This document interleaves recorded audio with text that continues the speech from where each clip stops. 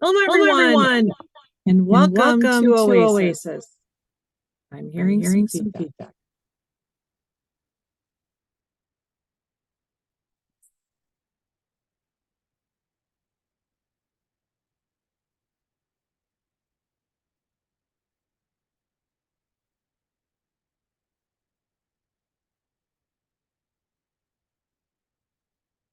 Let's see if that works. Are we good now? No echo.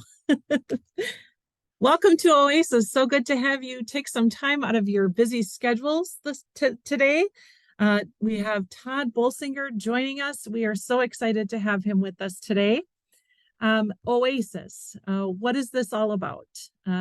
Oasis actually means spot in the desert where water is found. And we hope that this time is that spot in your desert because we all have them. As we go along today, please insert your questions as they come up for you. And Tod will join us for some Q&A time. We weren't able to get Charlie today, so I'm going to be sharing a devotional with you. And it comes from Genesis chapter 16, verse 13. She gave them this name to the Lord who spoke to her. You are the God who sees me, for she said, I have now seen the one who sees me. The story isn't one we often cover in Sunday school.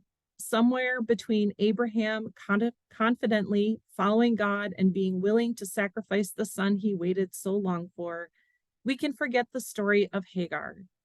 But God doesn't forget. Right there in Genesis 16, Sarai was getting impatient.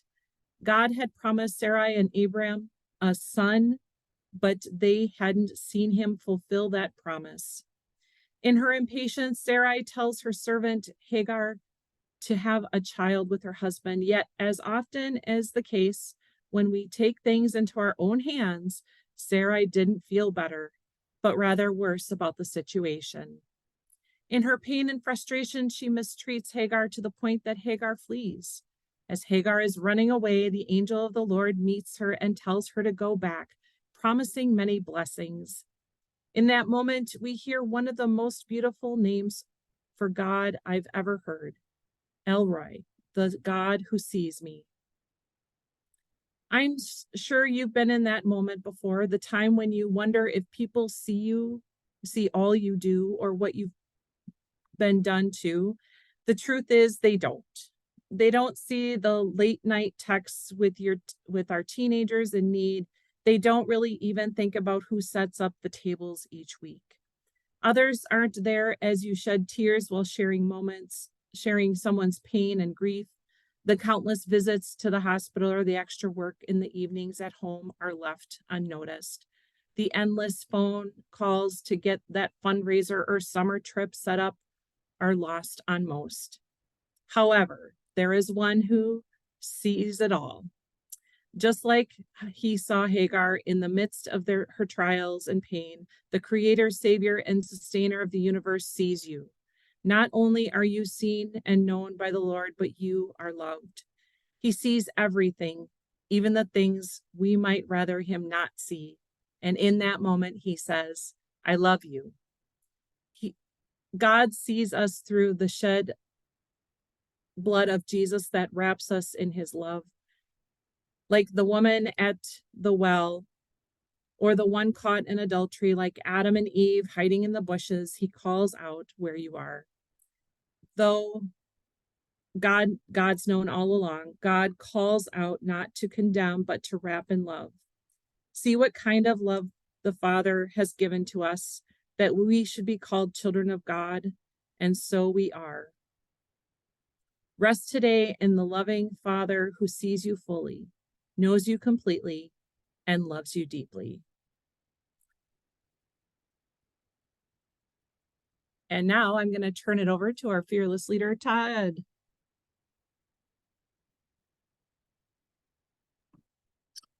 Hey there, welcome to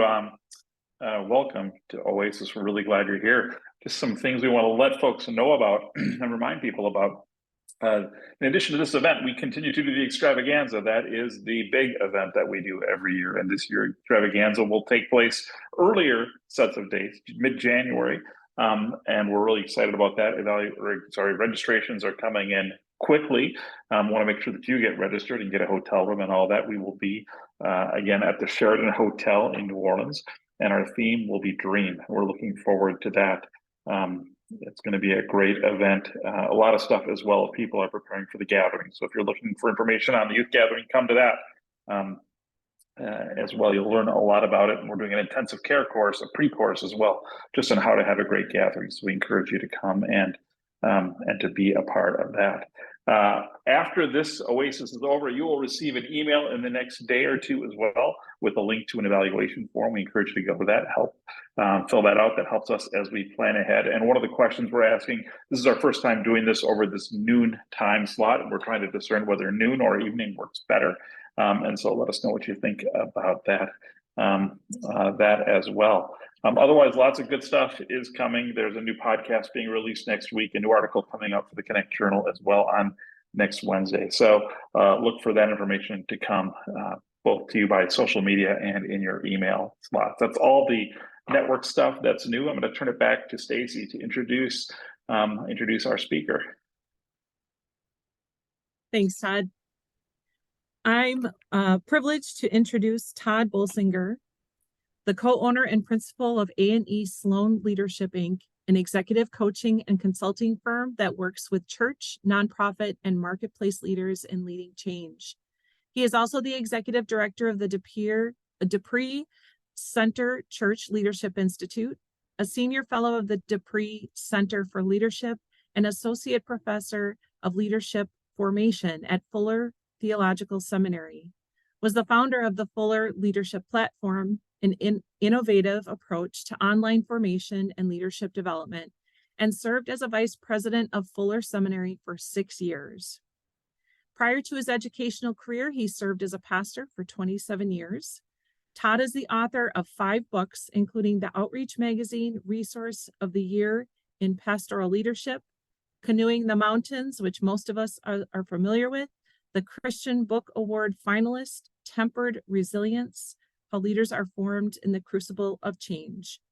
Tod is married to Beth, an executive coach, consultant, and professional artist. They have 2 adult children, Brooks and Allie, and a son-in-law, Ben, an avid outdoor lover. If he hadn't taken biology after lunch in high school, Tod would have been a national park ranger. When he retires, he's going to do hiking, trail maintenance, trout rescue, and be a ski host who makes sure there are 4 people on every quad chairlift. I present to you Tod Bolsinger. Thank you, Stacy. That was a great introduction. Appreciate that. Appreciate that you read the whole thing. It's kind of long and kind of a joke as much as anything. It is nice to be with all of you. We're going to dive in and talk about leadership in a changing world, and really talk about it from the perspective of how do you lead in a changing world when you may not be the person who's in charge of all the stuff? What if you have got a particular area like youth ministry that's really important, or you're involved in a section of the church's life, you're part of a team, or you're trying to sometimes lead when you get resistance from people who don't want to see the future. So we're going to talk about that. I'll give you some ways to think about that differently in the work that I do consulting around the country, and then we'll have a chance to have some conversation. So I'm going to dive in, assume I can get my technology to work without having to have an 11-year-old with me to help me, and we'll take it from there. So I call this leadership in a rapidly changing world. So for the better part of the last 15 years or so, I've been going around the country quoting my favorite definition of leadership. Leadership is disappointing your own people at a rate they can absorb. And the reason I like to use this definition is because for almost all of us, this gets to the heart of what is so hard about leadership. None of us got into this because we wanted to disappoint people. Maybe our parents were disappointed when we told them we were going to go into youth ministry or into ministry after having paid for an expensive college education for just a minute.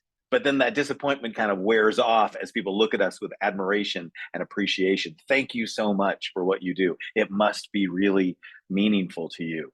And then you realize disappointment sets in. Why? We are people who are committed to a God we love and to people we love, and introducing the people we love to the God we love. And how will we do that? By building a church they will love. What could possibly be disappointing about that? Until you start realizing that to create a church that the people we love, who do not yet know the God we love, would love, means messing with a church that people have loved for generations and love it just the way it is and don't want to see anything change. And yet it needs to. This is the fundamental task of leadership. If you think about this, this is what you're doing in almost every decision that you make. You're trying to distinguish between what needs to be preserved, what do you hold on to because it's so important, and what needs to change. And if we don't change it, then there won't be anything to preserve. Look at what one church decided was so important to preserve that they etched it in stone. Now, notice something about this. Okay, first of all, it's Presbyterian, which is my tribe, so I get to make fun of them. Presbyterians are famous for being cheap. They didn't want to spend one dime more than they needed to. But when this church, who Billy Graham called this church in the 1950s the leading church in America, when this church wanted to build a cathedral to the glory of God a century ago, it did so with incredible precision. Notice the detail in the stone. If you go inside, it has Tiffany stained glass windows. It has mahogany paneling. It's beautiful. It's like a European cathedral.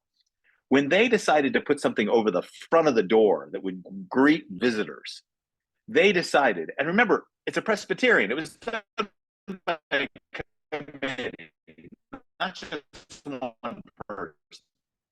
They decided that they would pay for they'd be the First Presbyterian Church, kind of like the Ohio was, because you know where you are. We don't need to say where we are.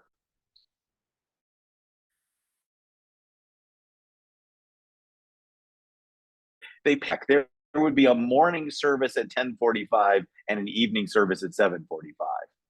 And of course, they didn't have to say when, did they? Because everybody knew it was Sunday morning. I said to the Seventh-day Adventists. Like, what people don't realize is the assumption, of course, we don't have to say when it will be or where it will be. We're here.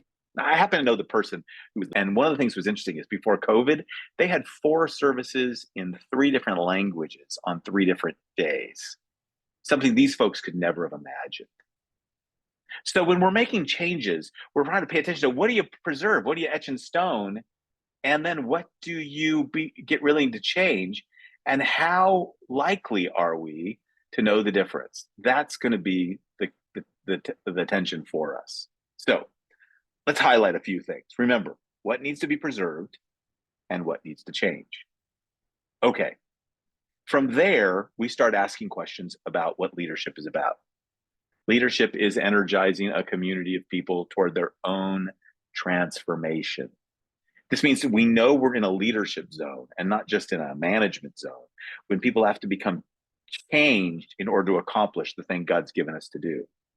So a good manager would tell the Israelites after they crossed out of Egypt and crossed the Red Sea, that a good manager would say, hey, it's going to take us 6 weeks to get to the promised land.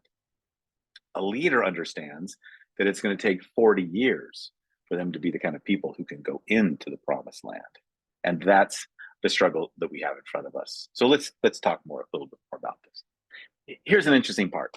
I spend my life thinking about leadership using the tools of organizational leadership and the training that I've been given in Christian formation, including a Master's of Divinity and a PhD, teaching at a seminary and working with clients all over the world on leadership. And one of the tools we use is this little tool from a guy named Charles Handy, who wrote about businesses. What he was writing about was just businesses. Businesses that have a clear bottom line, businesses that produce products. He wasn't writing about anything related to faith. And yet we found something very interesting. if a healthy business, just a healthy company, has no scandals, nobody runs with the scissors, nobody runs off with the secretary, nobody has a scandal, everything goes well, a healthy business will have this growth pattern. It'll start with an idea. It'll invest in that idea until they have the inception of a vision for a company.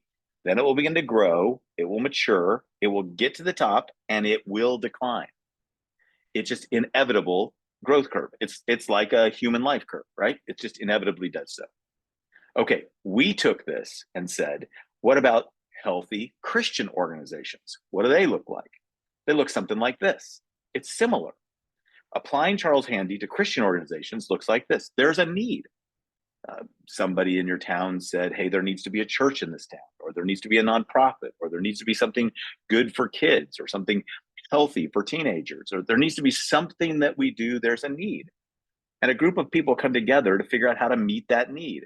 They invest time and resources and energy and money until there's a vision for a ministry that starts.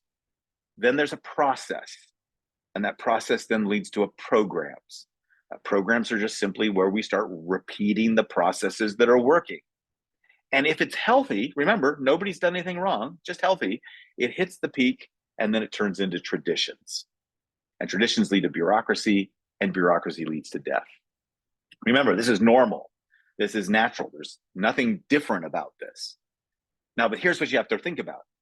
Programs go over the top and turn into traditions. What do I mean by that? If you work at a church very long, you're going to know that almost every church is trying to figure out a question like, hey, we should do something for all the young dads. We have a lot of programs for moms, but now moms are working, so we're having to figure out new programs for them. Let's do something for dads. Oh, I know.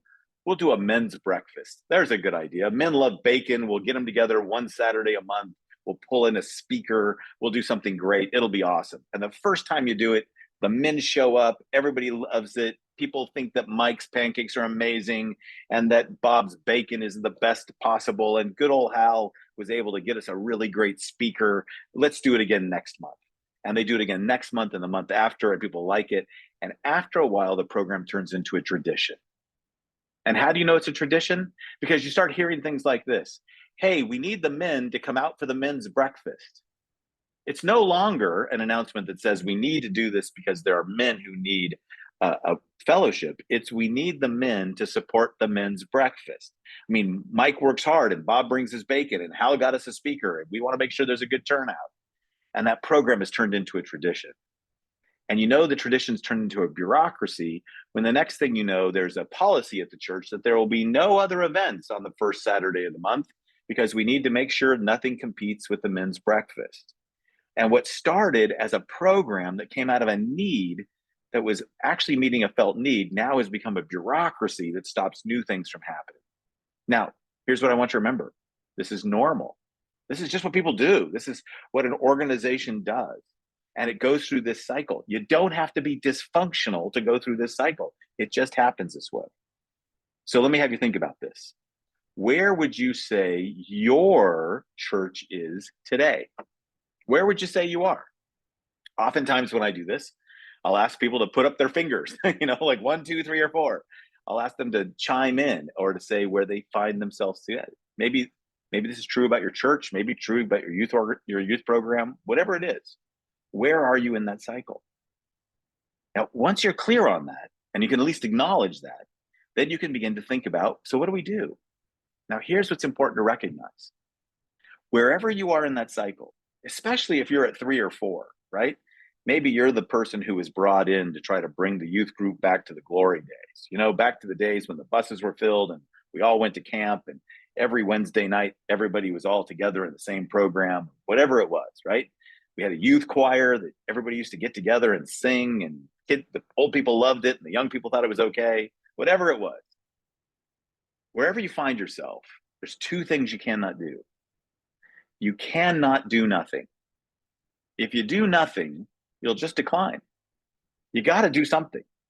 But the second thing you can't do is you can't try to go back and capture the glory days.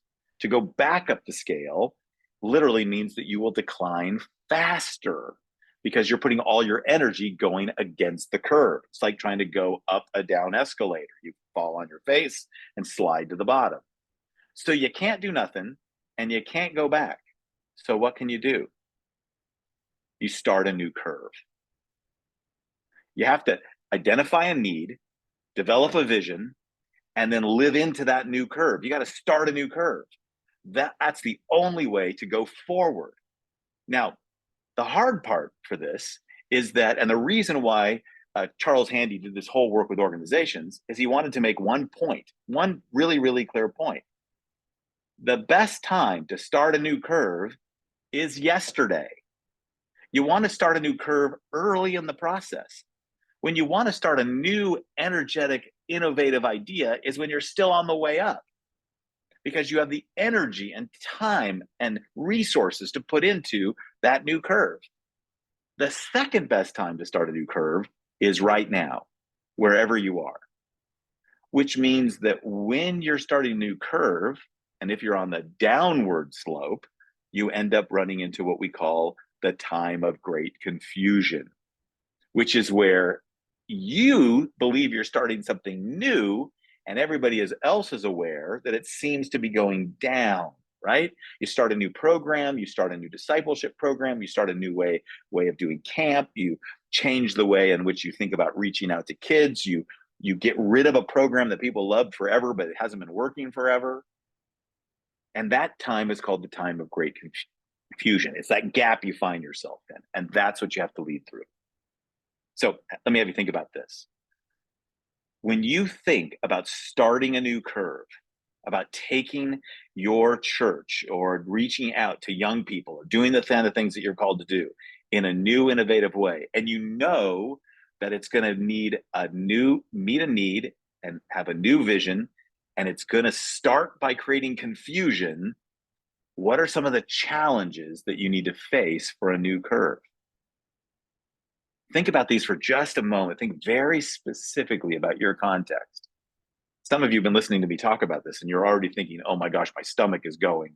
I can't even imagine going to my senior pastor or going to my committee or going to the church board and saying, hey, we're gonna try to start a new curve to reach new kids.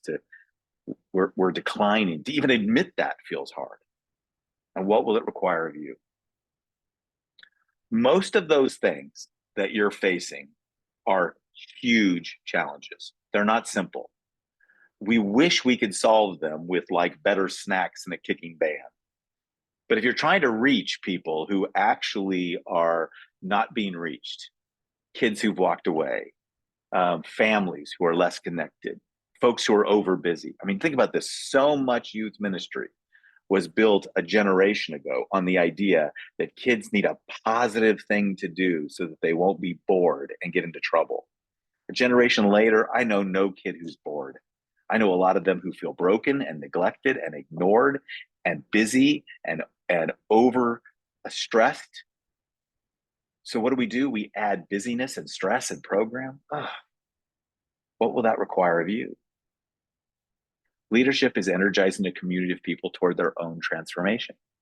This means for you as a leader and for the people who you lead with, your volunteers and teams and others, it's going to require us to rethink and have to grapple with some of our own challenges as we think about leadership, about the ways in which we have to go through our own resistance to change. So, what do?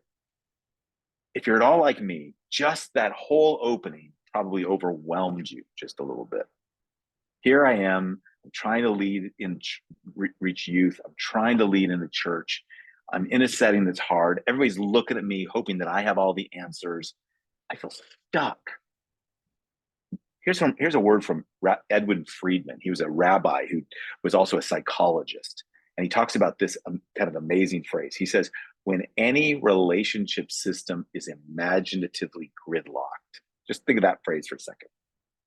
The first thing to remember about a church is that we function more like a relationship system than by anything else. We function more like the way families function than movements or institutions function. If you ever get stuck and you wonder why people so resist change, remember this: The root word for family and familiar are the same root word. It means that when people are experiencing something that makes it feel unfamiliar, like you're thrust into an unfamiliar experience, an unfamiliar location, like sitting at the lunchroom and not knowing anybody, going to a new school, going into a new church, going into a new environment. When you change things around and it feels unfamiliar emotionally, it doesn't just feel disorienting. It feels like you are being unfamilied. You feel abandoned. You feel lost. Everything within you wants to run home to mama. Think about the little kid who spent their entire year looking forward to a great big trip to Disney World. It's not the happiest place on earth if you lose mom and dad on Main Street. You got to run home to mama, then you can enjoy it. What happens in our world as everything got so disrupted is that everybody wanted to run back to what is familiar. And then we realize we can't go back. We got to go forward. We're stuck and we get imaginatively gridlocked. It's like getting a group of people together and saying, let's think outside the box. And the next thing you know, all we're doing is arguing about what kind of box it is. When any relationship system is imaginatively gridlocked, it cannot get free simply through more thinking about the problem. Conceptually stuck systems cannot be unstuck simply by trying harder. If you don't hear anything else I say in the next few minutes, just hear this. You are not going to outwork the challenges in front of you. You're not going to be able to climb a new curve by buckling up and working harder. You're not going to be able to dig in. It's like paddling hard in a canoe that has run out of water in the river. You're just stuck on the sand and you're not going to go anywhere and you're going to burn out your rotator cuff. Conceptually stuck systems cannot be unstuck simply by trying harder. For a fundamental reorientation to occur, that spirit of adventure, which optimizes serendipity, I'll explain that, and which enables new perceptions beyond the control of our thinking processes, I'll explain what happens to that, must happen first. What's needed to climb a new curve, to start a new direction? Not trying really hard, but developing a spirit of adventure that optimizes serendipity and enables new perceptions. What does that mean? For Ed Friedman, it means that to go forward up a new curve in an uncharted territory in a different day that is so different than the past means that you've got to start with that it's going to require learning and it's going to result in facing loss. It's a different kind of leadership. It's not leadership where you have a clear sense of direction. Follow me. It's leadership where you stand before people and say, here's the challenge we're facing. Let's learn how to do it together. And it's not leadership that says, don't worry, it's going to be great. It's leadership that says, and along the way, we're going to have to let go of some things. So we're going to have to learn to trust God and trust each other. It requires learning and it results in facing loss. This is, for many of us, the giant challenge of leadership today. We thought leadership is something that comes out of our expertise, our best practices, our ability to inspire people with our perfect idea or our great creativity. In the world we're in today, leadership means taking people through processes of learning and letting go, and taking them through that learning and that loss in a way that they can begin to learn something new and to begin to see something new that they can then live into. So let me say just a bit about this and then we can have some conversation. Behind all of this is the work of two folks out of Harvard, Imral Heifetz and Marty Linsky. And this is just a skill set that you can practice. Whenever you're thinking about a problem that you're facing in your ministry, whenever you're trying to figure out how do we solve this problem, ask yourself the question, is it a technical problem or is it an adaptive challenge? I want you to learn to see the problem before you start solving the problem. Before you start saying, hey, I got an idea, say, hey, what do you notice about it? So first of all, technical problems. Technical problems are not trivial problems. They're just problems that you can solve with your expertise. You have a current knowledge, skills, and tools. There's a best practice, right?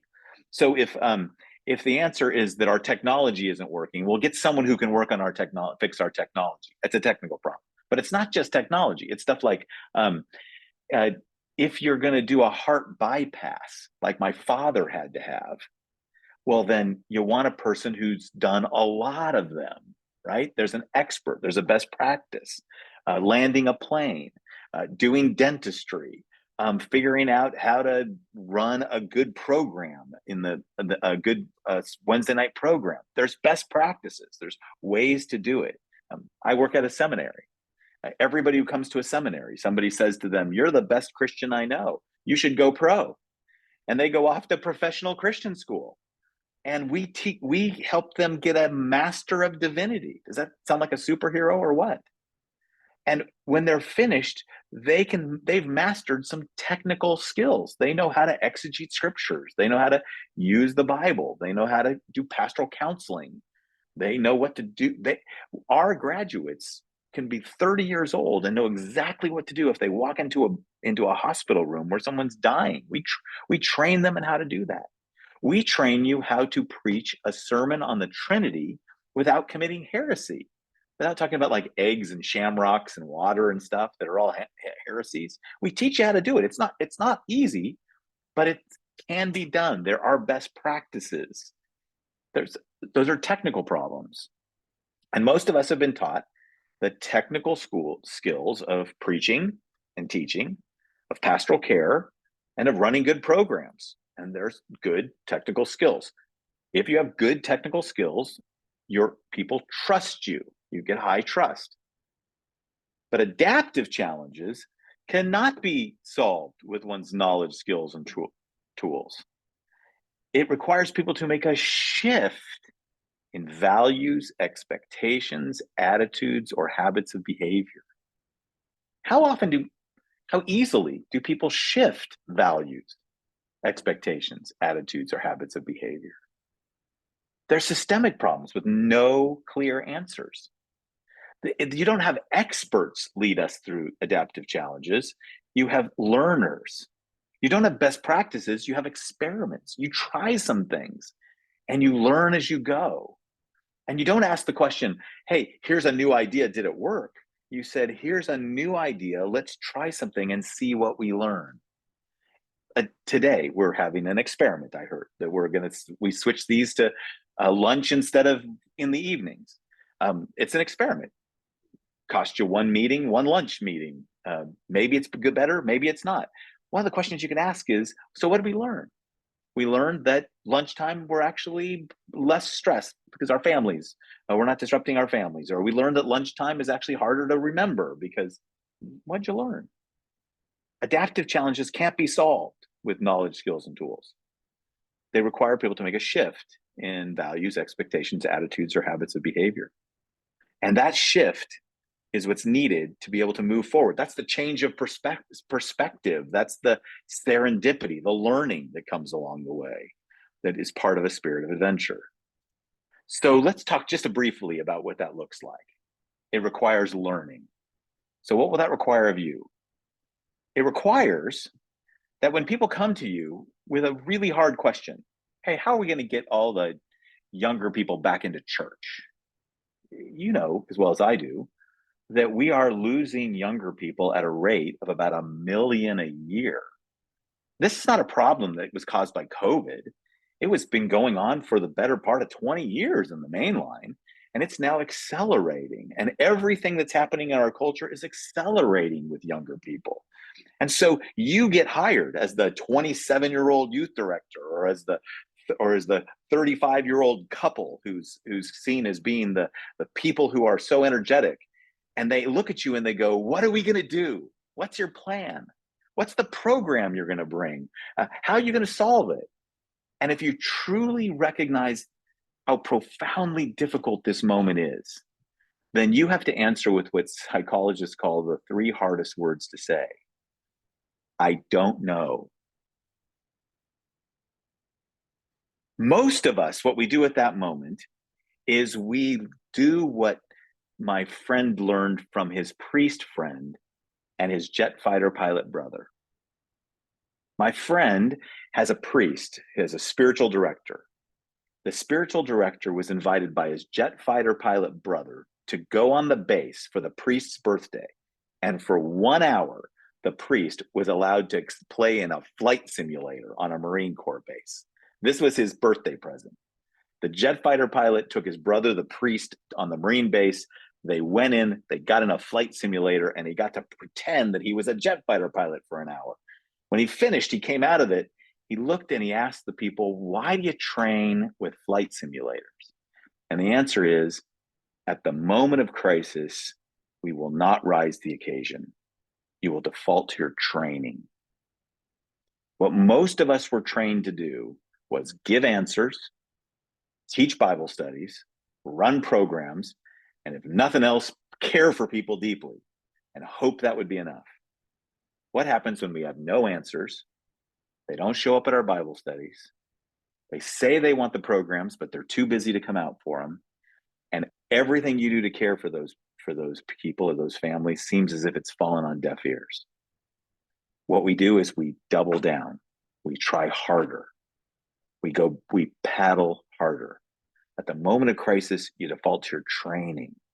Instead, what we need to do is train you to think differently, to think as a learner, to stand before people with integrity and say, I don't know. I don't know what we can do. I don't have a bag of tricks, but here's what I do know. We're going to come together. We're going to work on this problem. We're going to try to reach out. We're going to listen hard to folks. We're going to learn what they need. And we're going to try to figure out through one experiment after another how we're going to move forward one step at a time. It starts with learning. Your job as the leader is not to come as the person with the answer, but is to come as the person who leads the learning. In times of great change, learners inherit the earth, while the learned find themselves beautifully equipped for a world that no longer exists. This is hard. I know this. I've had many different folks meet with me about this. I am a 59-year-old guy with a PhD who's been a senior pastor and a senior administrator, all this stuff. I've had people look at me and say, look, Todd, when you stand in front of a group of people and you say, hey, I don't have an answer. The world is hard out there. We're going to learn as we go. They look at you and go, oh, that's such great humility in a leader. That's amazing. Thank you so much. When we do it, they want to fire us and give you our job. It's dangerous to admit to the people who are beautifully equipped for a world that no longer exists, that their world no longer exists. You've got to stay there, care for them, be humble enough to be a learner in those moments, but lead the learning. That's where it starts. It's a difficult world, wishing that we had experts, but experts won't take us forward. Learners will take us forward. And for us as Christians, this actually should be good news. This means it takes us back to our birthright. Because what does it mean to be a Christian? Well, before the word Christian was used, they had a different word they used. The word that Jesus used. He said, come and be my disciples. Well, you know what the Greek word disciple means? Learner. Come and be a learner. Come and learn from me and learn as you go. And as you learn, bring people in a journey of learning together. And together we'll do experiments and we'll try some things and we'll figure out how we can possibly move forward. We'll learn as we go. When I was a senior pastor of a church, I had an opportunity. I was turning 50. My my worship director was turning 30. It was her 30th birthday. And she said, hey, I'd like you and Beth, my wife, I'd like you to come to my birthday party. And I said to Beth, oh my gosh, we're going to go to a birthday party with just 30-year-olds. We're going to be the oldest people there. We're not going to know anybody. It's going to feel awkward. And as soon as they find out that we're Brianne's boss and I'm her pastor, oh my gosh, the whole party is going to be a dud. So let's do this. We'll go, we'll give Brianne a big hug. We'll hand her a present. We'll walk out. We'll go to dinner or something. We'll get out of the way. We'll make it easy on everybody because we're not going to know anybody anyway. Let's just not make it awkward. So we show up at the birthday. Hey, we hand her a thing. We give her a hug. We turn around and the whole room is filled with people and they all know us. Pastor Todd. These were all 30-year-olds who had once been at my church. And I thought, oh my gosh, they're going to feel awkward. these guys don't go to our church anymore. This is going to feel weird. And they were like, come, we're so glad you're here. Brianne told us that you were going to be here. We're thrilled that you're with us. Come join us. They're playing, doing karaoke. Next thing you know, we're in the middle of the thing. We're there all night long. At the end of the night, I'm scratching my head. I'm thinking, I didn't think I'd know anybody. And I knew them all. And I thought the people who'd be there, once I saw their faces, I thought they'd feel awkward being around me. And they weren't. They loved to see me. It didn't matter that they didn't go to our church anymore. And then it dawned on me, and Brianne's their best friend. They came to her birthday party. And our having Brianne as a worship leader isn't enough to bring those folks back to church. So on Monday, I went to Brianne and I told her the story. And she looked at me and she said, I know, I've been thinking all weekend. You must be sitting here thinking, I can't even get my friends to come to the church. Why should I be the worship leader? And I said, no, that's not it. What I've been thinking of is they love you and they think I'm pretty okay too. And they still don't come to church. I don't know why. So maybe we could ask them.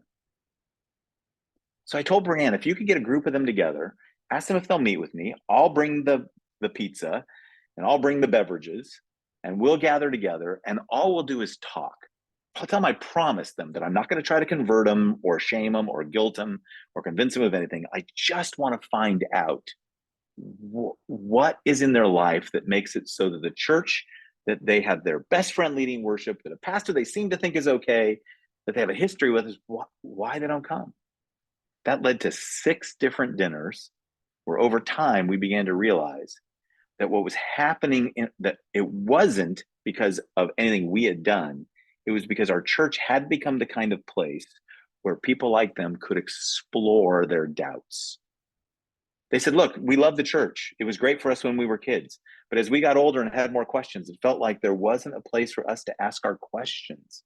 And we love you and we think Brianne's great, but some of us just needed to go someplace else because you weren't the kind of church that made it easy for us to ask our questions. Oh, okay.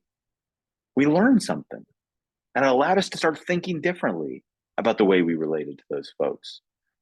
Once you realize this, we had to be learners. I had to start with, and Brianne, you're great, and yet you and I both don't know why this isn't working. So let's pull people together and let's learn to listen to them.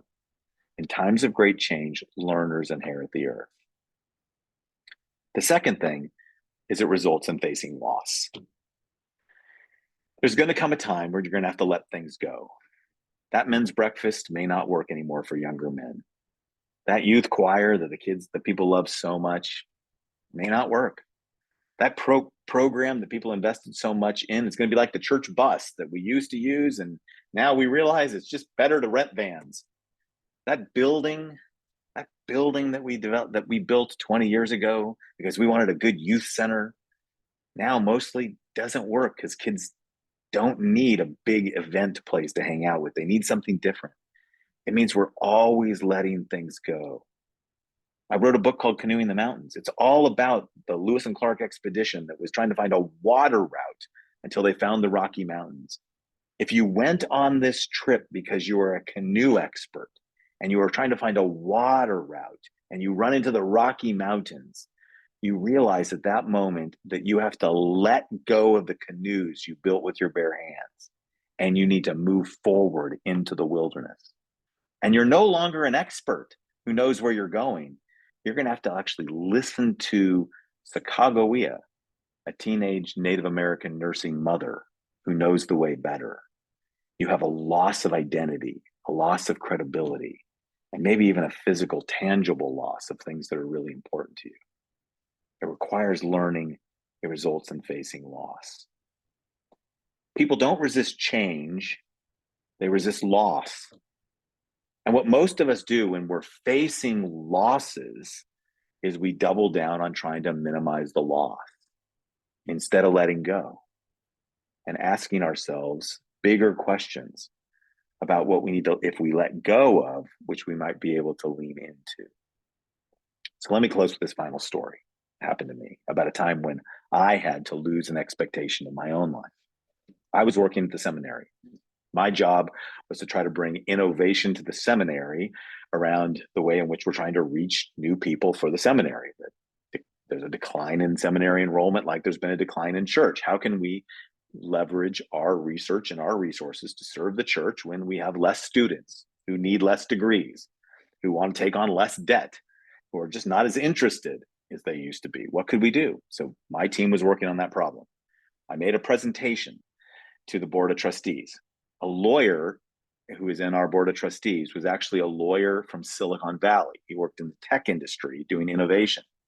He said, what you're talking about is experimenting with innovation. You know that innovation doesn't work in traditional institutions very well. That oftentimes that same innovation is the thing that gets sabotaged in a traditional institution. You could use some help on thinking about how to be more innovative. I said, great. He arranged for me to be in a meeting with 15 people who were all out of the tech industry. They were all Christians. They all believed in what we were doing. Some of them worked for some famous companies that you and I would know. Others of them worked for famous universities that you and I would know. Some of them were venture capitalists, which meant they invested money in innovation. Others of them were the kinds of people who were consultants who worked on innovation. They sat in a room and they said to me, Tod, do us a favor. Give us a pitch. Give us your best idea. You get 10 minutes. And what you'll need to do is tell us why this idea you think is a good idea that you want to try, and why you'd want somebody like us to invest in it. Like why we would give you money to support it. We're not giving any money today, but that's the way we think. Is it worth investing in? Give us your pitch. And I did. I just laid it out there for them. 10 minutes. When I finished, I looked around the room and they were all doing that kind of awkward thing, like the guy who just talked just blew it. And I said, what? They said, you've been doing that talk around the seminary a lot, right?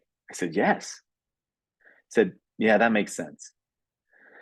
You see, you kept saying, if the seminary doesn't do this, we're not going to survive.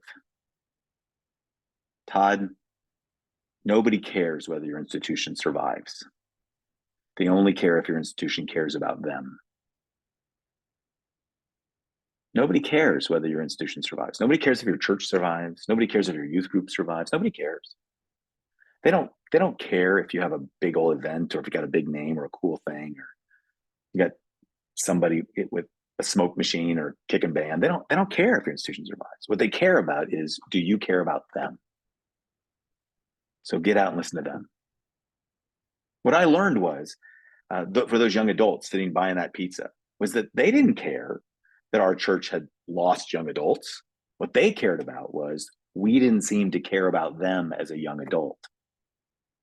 We had to make the focus about them, and then make the learning about them, and to let go of the things that we wanted for an institution that would keep us from caring for them.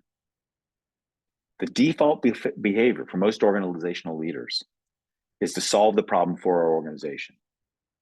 Build up our attendance, get bigger numbers, reach more kids, get a bigger program, bring us back to the glory days. No. It's changed the organization for meeting the needs of the world. What does youth ministry look like in the future? Not like the past. Don't climb the curve. What does a new curve look like? I don't know. But it starts with identifying a need, a genuine place of care, and then caring for them at that place and learning as you go. Okay, let me stop. We'll take some questions and see what we can offer.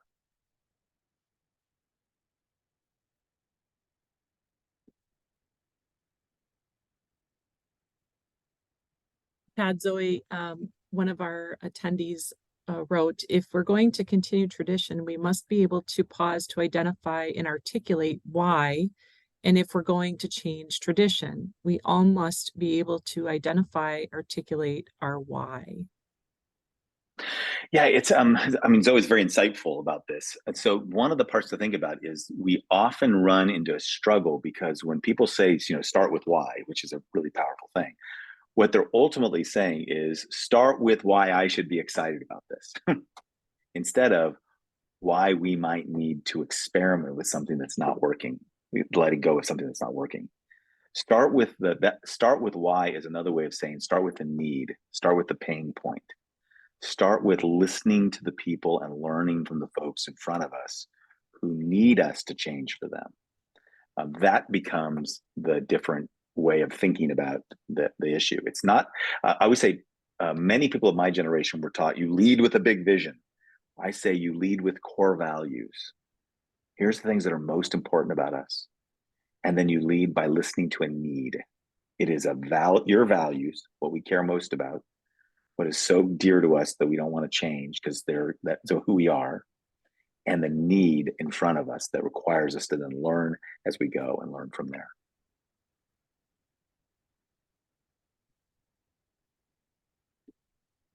Any other questions for Tod?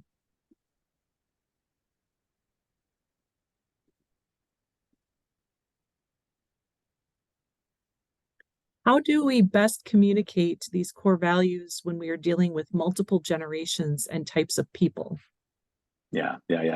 So in the consulting work we do, what we often have to do is have to put people through an experience about clarifying their values. And this is what's interesting. Most churches don't have a set of actual core values. What they have is a set of aspirational values. They have the stuff that we value, what we think we should be, right? So a leadership team goes off by itself and says, we're going to get together, we're going to read the scriptures, we're going to pray, we're going to ask, what should be our values? And when we come back with a set of 5 that are amazing. They spell the word grace. We're going to be generous and reconciling, accountable, creative, excellent. And we put them on a board and we put them up and say, here's our values. And what I tell them is those are not your values. Those are your aspirations. Those are your dreams. Those are your hopes. Those are your shoulds.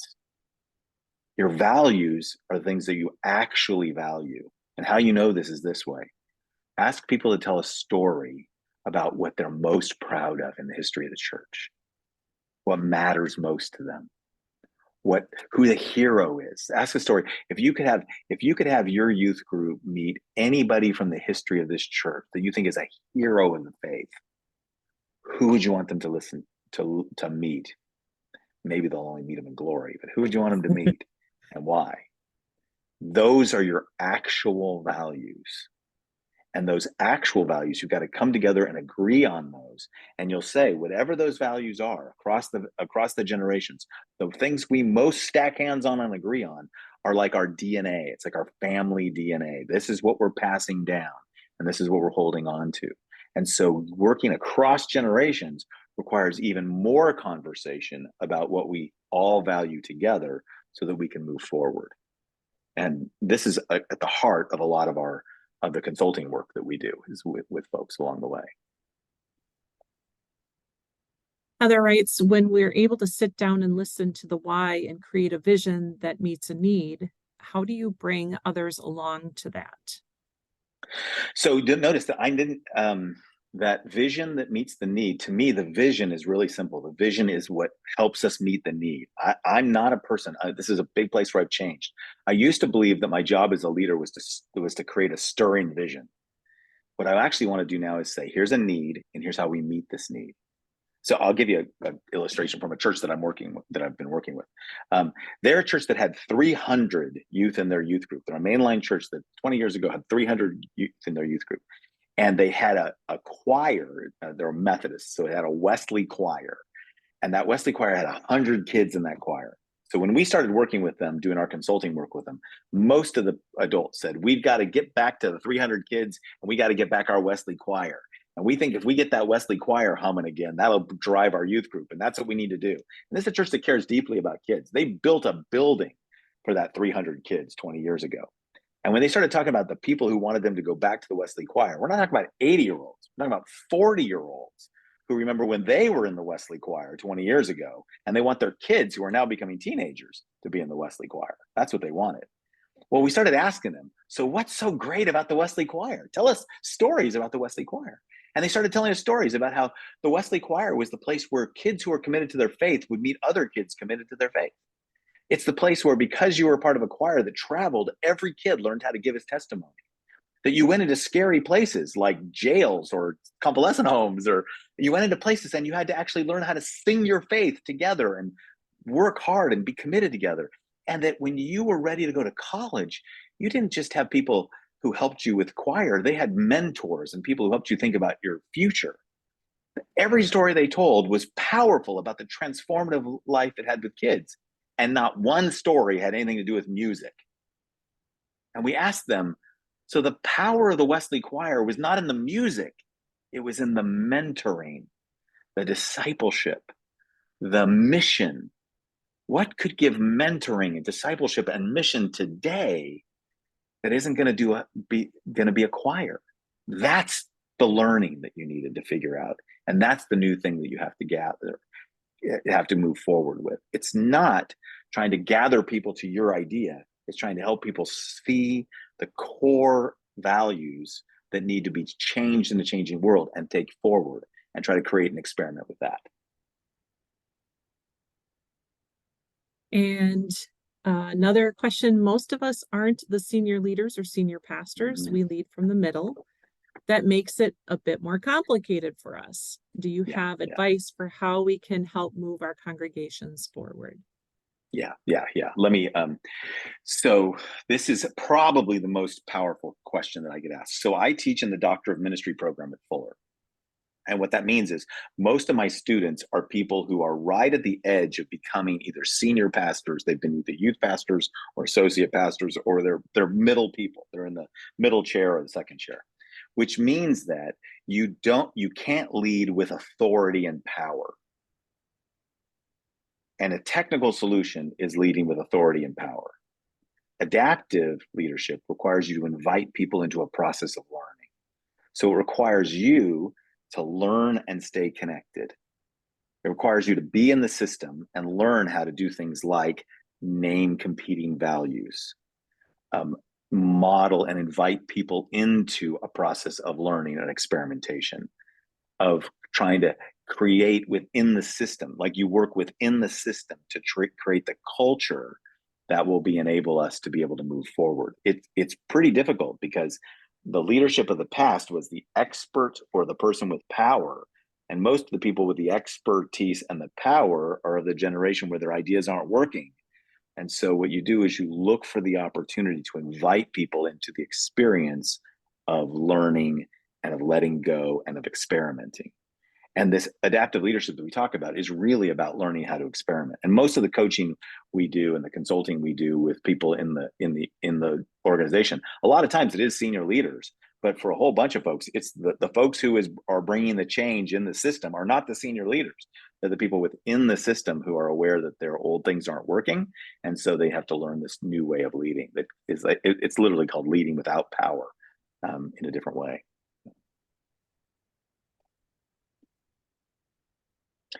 As we take any more questions, I'll put this up here, and just in case folks are interested more in some of the resources and stuff we do, you can just hit the QR code. But I'll leave it up here for just a minute while we're talking. It'll give you how to get to some of these things we talked about, including some slides for today. Any other questions, Stacey? One more comment just came in with the individualization in today's world. We're finding it hard to create integrative ideas to meet needs of disparate groups. Mm-hmm. Even within youth groups, the kids have such different needs and expectations. It's led to a segregation of programs to meet needs. We have this idealized core value of bringing our youth together, especially with our older congregation, but that has been a failed experiment. How can our organization think about innovating in this environment? This is a really great question, especially because you identified we had this idealized core value of bringing our youth together, especially with our older congregation. One of the ways that I would do is I would try to go to some of these different groups and ask them questions about what is it that you most need? What is it that you most need in order to be part of a church like us? When you come to the church, what are you looking for? Like, what is it that you are hungering for? What makes you come here? Like, try to be as open-ended and actual as possible. When you think about older generations, ask them, what's most important to you about connecting with the younger generation? What's behind it? Like, what's underneath it?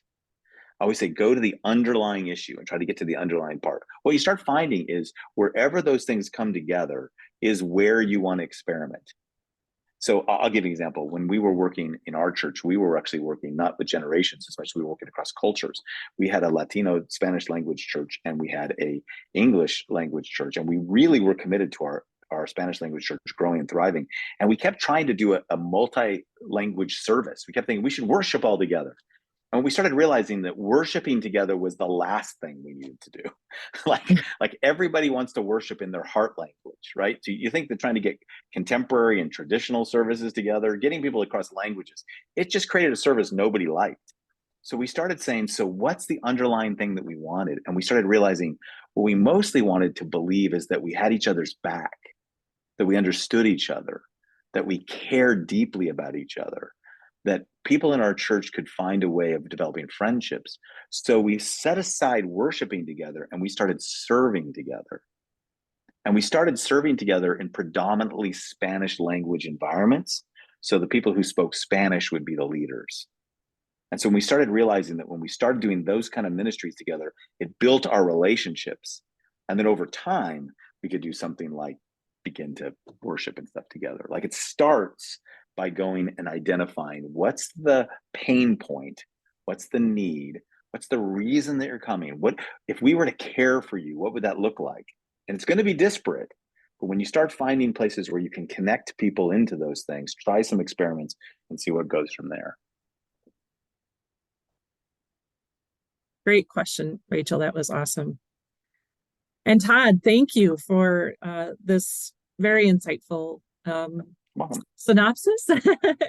I appreciate it. I've been a big part of Faithful Innovations, and that adaptive and technical leadership pieces is so important to know and understand. So thank you, Todd, for being with us and taking time out of your schedule to be with us. You're very welcome. You're very welcome. God bless you. Take good care.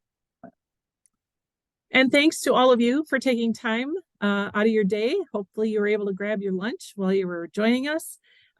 We are putting an evaluation out there. If you would please take just a couple of moments to go to www.elcaymet.org/Oasis eval, and just let us know how we're doing. Is the time work? Is there a topic that you are passionate about you'd like to hear? We'd love your feedback. Also, watch for the update for the next one to come in the fall, and make sure that you register for Extravaganza. We're hoping to see you in New Orleans. Thanks for coming, everybody. Have a great day.